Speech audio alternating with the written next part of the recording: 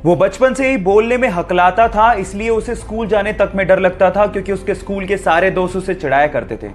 एक दिन उसने अपने दोस्त को कहा कि वो बड़ा होकर एक्टर बनना चाहता है। इस बात पे उसके दोस्त ने रिप्लाई किया कि तू एक लाइन तो ढंग से बोल नहीं पाता, तू एक्टर कहां से बनेगा। ये बात उसके दिल को लग गई और तब उसने स्पीच थेरेपी करने की सोची और धीरे धीरे इंप्रूवमेंट भी आने लगी।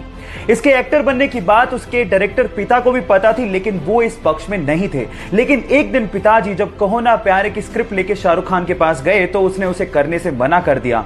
आनन फानन में उन्होंने अपने बेटे को लॉन्च करने की सोची और जब 2000 में कहो ना प्यारे रिलीज हुई तो यह लड़का रातों रात स्टार बन गया। Yes guys, I am talking about Asia's handsome hunk, most superb dancer and most superb actor Hrithik Roshan. Guys, difficulties हर किसी के लाइफ में आती हैं, लेकिन उसे फेस करने वाला ही सुपरस्टार बनता है। गाइस, इन दो तस्वीरों ने मेरा दिमाग हिला के रख दिया है। कैसे, जरा आप भी देखिए।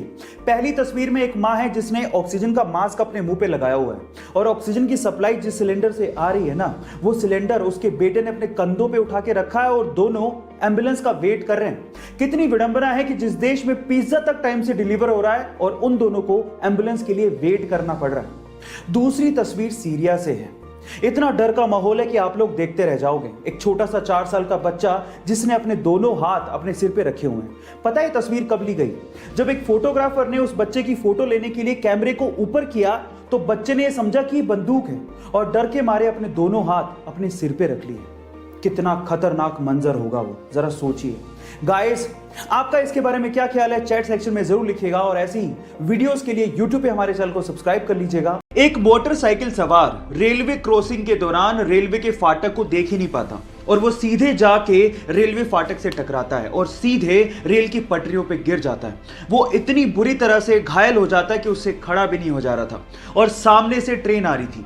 यह देखकर पास में खड़ा एक युवक भागता हुआ आता है और उसे रेल की पटरियों से खींचता है और उसकी बाइक को रेल की पटरियों से खींचता है और उसकी जान बचाता है। अगर आखिरी समय पर वो बहादुर लड़का नहीं आता तो शायद आज वो बंदा जिंदा ही नहीं होता। सो गाइस, उस बहादुर लड़के की बहादुरी के लिए एक लाइक तो बनता है। एक बार एक फौजी से एटीएम गार्ड ने पूछा कि भाई आप डेली आते हो और 100 रुपए निकालते हो, इससे बढ़िया आप जरूरत के हिसाब से एक साथ क्यों नहीं निकाल लेते? तो उसके बाद जो फौजी ने जवाब दिया ना, वो आप लोगों को सुनना चाहिए।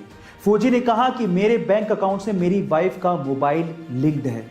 जब मैं यहां से पैसे निकालता हूं तो मेरी वाइफ को एक मैसेज जाता है जिसके बाद उसे और घर वालों को यह तसल्ली हो जाती है कि मैं जिंदा हूं। गाइस, फौजियों की भावनाओं को समझिए। वो सिर्फ हमारे लिए और देश की रक्षा करने के लिए ऐसी जगहों पर ऐसी कंडीशंस में रहते हैं। तो आज हमारे सब फौजी भाइयों के लिए एक सैल्यूट तो बनता है।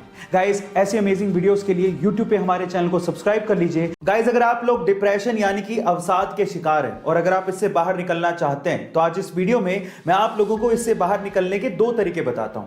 पहला तरीका है जिमिंग या फिर एक्सरसाइज। अगर आप लोग जिमिंग या एक्सरसाइज करते हैं और दिन में कम से कम आधा 1 घंटा ये काम करते हैं तो आपको ये चीज डिप्रेशन से बाहर निकालने में मदद करती है। इससे आप फिजिकली तो फिट होते हैं, मेंटली भी फिट होते हैं।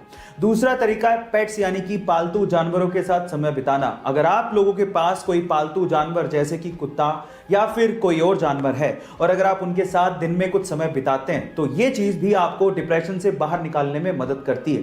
गाइस, क्या ये फैक्ट इससे पहले तक आपको पता था? और अगर नहीं पता था तो चैट सेक्शन में जरूर लिखिएगा और ऐसे अमेजिंग वीडियोस के लिए यूट्यूब पे हमारे चैनल को सब्सक्राइब कर लीजिएगा।